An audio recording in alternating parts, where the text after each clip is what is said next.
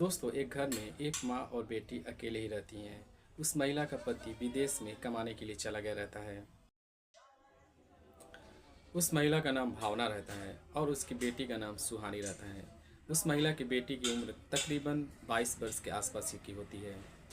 एक दिन सुहानी का मौसा उसके घर पर आता है।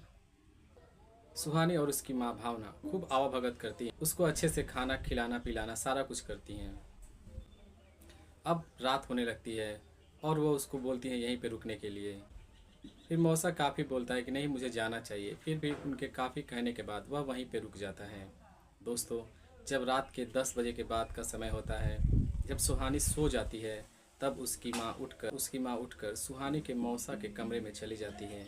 फिर वहाँ दोनों एक दूसरे के साथ खूब रंगरलियाँ मनाते हैं।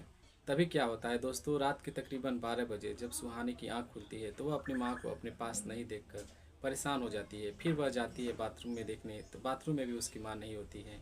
फिर उसको कहीं ना कहीं शक होता है। फिर शिवानी उस रूम में जाती है जिस रूम में उसका मौसा सोया हुआ था। फिर वह देखती है कि उसका मौसा और उसकी माँ दोनों एक दूसरे को पकड़े हुए रंगरलियाँ मना रहे हैं। ये देखने के बाद शिवानी काफ़ी ज़्यादा चौंक जाती है। अपनी आंखों के सामने अपनी माँ को निर्वस्त्र देखकर और उसके मौसा के साथ आपत्तिजनक काम करते हुए देखकर शिवानी के मन में भी कुछ न कुछ करने की इच्छा जाग जाती है। दोस्तों, उस रात तो शिवानी कुछ नहीं बोलती, वापस आकर अपने कमरे में सो जाती है।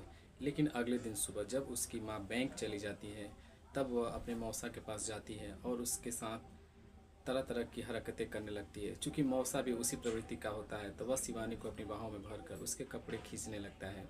शिवानी को पूरी तरह से निर्वस्त करने के बाद वह उसके साथ भी वही सारा कुछ करता है जो शिवानी की माँ के साथ करता है। दोस्तों, ये सिलसिला चल ही रहा था, तभी शिवानी की माँ वापस आ जाती है। और वापस आने के बाद वह शिवानी को उसके मौसा के बाहों में इस तरह से निर्वस्त्र देखकर चौंक जाती है। वह काफ़ी भला बुरा बोलने लगती है। तभी शिवानी भी बोलती है, माँ ये तुम मुझे क्यों बोली, ये सारा काम तो तुम खुद ही करती हो। जब शिवानी की माँ ये बात सुनती है तो वो चौंक जाती है कि मेरी बेटी को मेरे बारे में सारा कुछ पता है। फिर वो जैसे तैसे करके अपनी बेटी को समझाती है और उसके मौसा को वहाँ से भगा देती है। दोस्तों, ये कहानी एक काल्पनिक कहानी है। मैंने कोशिश करी कि आपका थोड़ा मनोरंजन हो जाए।